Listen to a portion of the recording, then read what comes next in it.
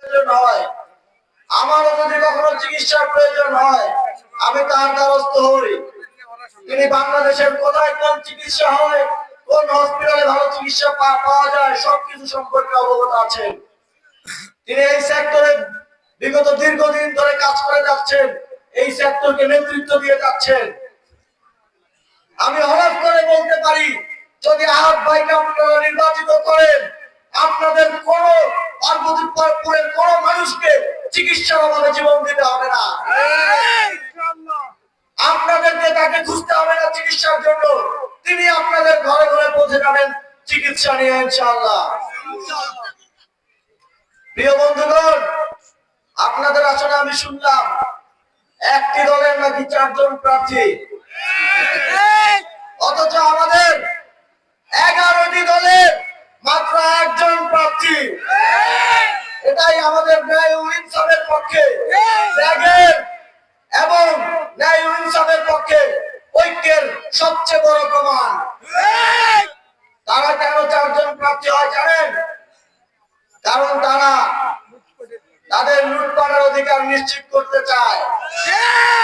5ই আগস্টের পরে তারা মানুষের দোকানে দোকানে গিয়ে চাঁদাবাজি করেছে না?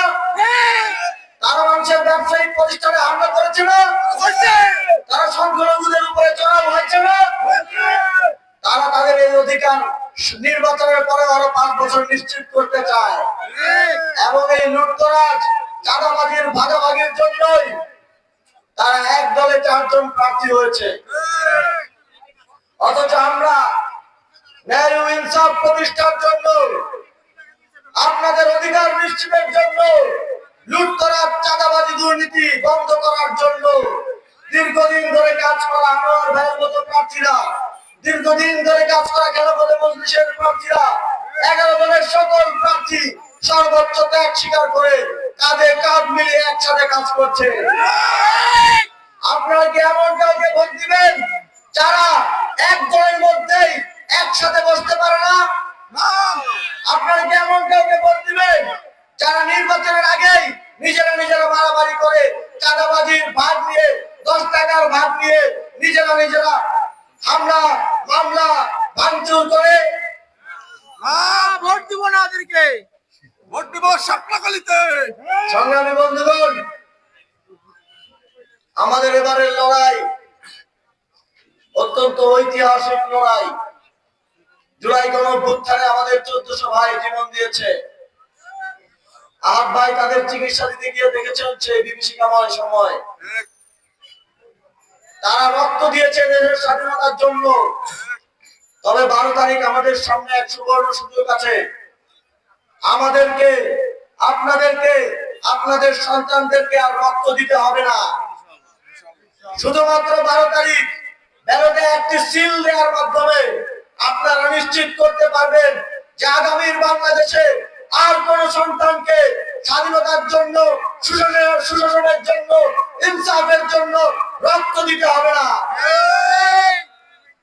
শুধুমাত্র একটা সিলের মাধ্যমে যদি সেটা নিশ্চিত করা যায়, এই সুবর্ণ সুযোগ আপনারা কেউ এই সুযোগ থেকে বঞ্চিত হবেন না বলে আমার বিশ্বাস। ইনশাআল্লাহ আমাদের এই লড়াই গোলামীর বিরুদ্ধে আজাদির লড়াই।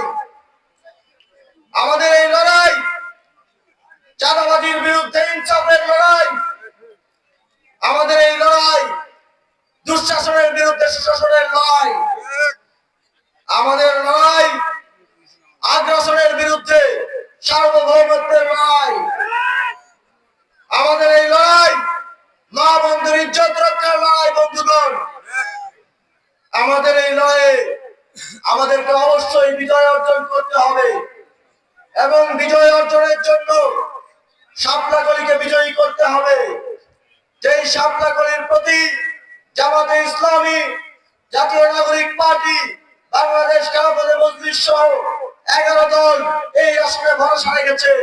আপনাদের সময় এখন ঐক্যবদ্ধ হয়ে সেই শাপলাকলিকে বিজয়ী করে নিয়ে আসা। ইনশাআল্লাহ আগামী 10 দিন অত্যন্ত গুরুত্বপূর্ণ। এই 10 দিন আপনাদের ঘাম, শ্রম, পরিশ্রম আগামী 5 বছর আপনাদেরকে শান্তিতে রাখার জন্য কাজ করবে ইনশাআল্লাহ। বিদেশ থেকে দেশে রেমিটেন্সের টাকা আসে নিরাপদে। তাই আজই আপনার আপনজনকে বলে রাখুন, রেমিটেন্সের টাকা যেন শুধু নগদেই পাঠায়।